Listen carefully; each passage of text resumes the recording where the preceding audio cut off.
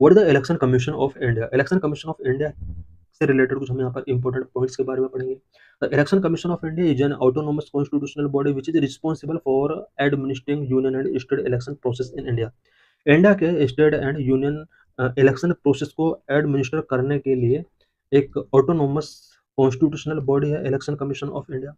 It was established on 25th January 1950. So, 25 January is celebrated as National Voters Day. Election commission of India जो establish किया गया था 25 जनवरी 1950 को establish किया गया। यही वजह है कि नेशनल वोटर्स डे के तौर पर इस डे को सेलिब्रेट किया जाता है। The secretariat of the election commission is in new Delhi. New Delhi के अंदर इसका सेक्रेटेरिएट है। Election Commission conduct elections to the Lok Sabha, Rajya Sabha, state legislative assemblies and the office of the president and vice president in the country. Election Commission लोक Sabha, Rajya Sabha, state legislative assemblies and president and vice president के लिए country में elections conduct कराता है। It not conduct the election to the panchayat and municipalities in the state. For this the constitution of India provide for a separate state election commission. Election commission of India panchayat and municipalities के लिए elections conduct नहीं कराता है। इस purpose के लिए state level पर भी स्टेट इलेक्शन कमीशन कॉन्स्टिट्यूट किया गया है। Constitutional provisions of election commission. Election commission से रिलेटेड कॉन्स्टिट्यूशनल प्रोविजंस क्या क्या किए गए हैं? Part 15 article 324 329 it provisions for elections and establish a commission. Constitution का पार्ट 15 के अंदर election and commission, election commission को एस्टेब्लिश करने से रिलेटेड प्रोविजन है। आर्टिकल 324 से 329 के अंडर भी बहुत सारे प्रोविजंस किए गए हैं। Article 324 superintendent direction and control of elections to be vested in election commission. Article 324 के अंदर प्रोविजन किया गया है कि इलेक्शन कमीशन इलेक्शंस को सुपरिंटेंडेंट से डायरेक्ट करे और कंट्रोल करे। Article 325 no person to be ineligible for inclusion in और to claim to be included in a special electoral roll on ground of religion, race, caste और sex. Article 325 के अंदर provision किया गया है कि इंडिया के किसी भी पर्सन को रिलीजन, रेस, कास्ट और सेक्स के बेस पर ना तो स्पेशल तरीके से इलेक्टोरल रोल के अंदर इंक्लूड किया जाएगा और ना ही उन्हें इन बेस पर एक्सक्लूड किया जाएगा। Article 326 elections to the house of the people and the legislative assemblies of state to be based on adult suffrage. Article 326 के अंदर प्रोविजन किया गया है कि house of the people and legislative assemblies के लिए जो भी इलेक्शंस कंडक्ट कराए जाते हैं वो अडल्ट सफरेज के बेस पर कराए जाएंगे।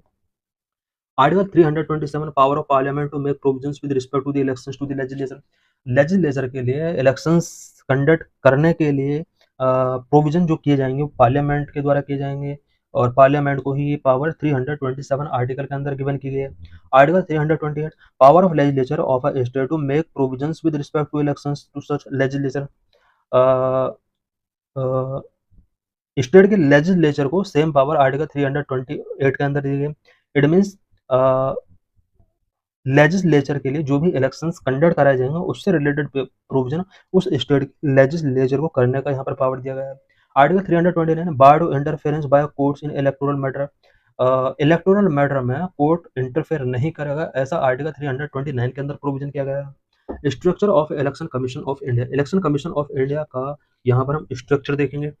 Originally, the election commission had only one election commissioner, but after the Election Commission Amendment Act 1989, it was made a multi-member body. Originally, election commission के अंदर only one member, election chief election commissioner हुआ करता था। 1989 के अंदर election commissioner amendment पास कराया जाता है। इसके बाद इसको मल्टी मेंबर बॉडी बना दिया जाता है। The election commission shall consist of chief election commissioner and other election commissioners, if any, as the president may from time to time fix. Election commission के अंदर प्रेसिडेंट में चीफ इलेक्शन कमिश्नर होता है and two other election commissioner होते हैं। At the state level the election commission is held by the chief electoral officer.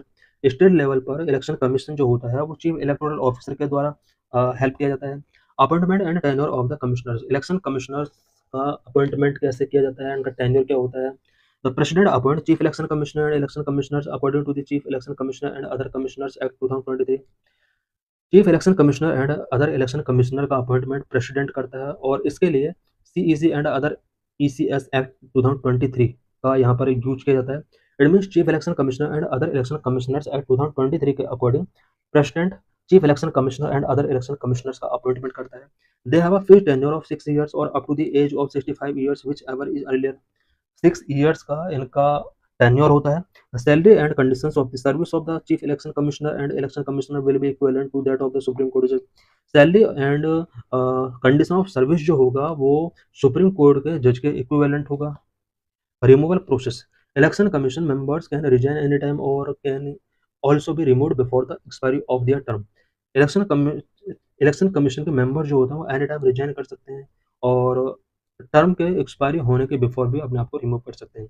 The chief election commission can be removed from office only through a process of removal similar to that of supreme court जज by parliament, while election commissioners can only be removed on the recommendation of the chief election commissioner.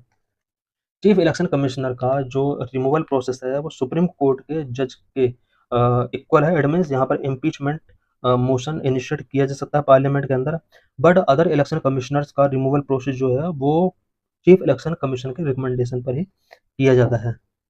limitations, the constitution has not specified the term of the members of the election commission। Election commission के member का term कितना साल का होगा constitution में specify नहीं किया गया है। Has not prescribed the qualifications legal educational administrative और judicial of the member of the election commission. Election commission के मेंबर का क्वालिफिकेशन क्या होगा इससे रिलेटेड भी कोई भी प्रोविजन कॉन्स्टिट्यूशन के अंदर नहीं किया गया है। Has not debate the retiring election commissioners from any further appointment by the government. Election commissioner के रिटायरमेंट के बाद गवर्नमेंट उन्हें अपॉइंटमेंट कर सकती है। इट मीन्स कॉन्स्टिट्यूशन के अंदर इलेक्शन कमिश्नर्स को फर्दर गवर्नमेंट अपॉइंटमेंट के लिए डिबेयर नहीं किया गया है। What is the procedure to appoint election commissioners, election commissioners को अपॉइंट करने का प्रोसीजर क्या है। The chief election commissioner and other commissioner appointment condition of service and term of office bill 2023 outline the current procedure for appointment. Election commissioners के appointment के लिए जो present में प्रोसीजर है वो CEC and other election commissioner bill 2023 के अंदर outline किया गया है। The president appoint the election chief election commissioner and election commissioners on the basis of recommendation of a selection committee which include the PM, a union cabinet minister and the leader of opposition और leader of the largest opposition party in the Lok Sabha.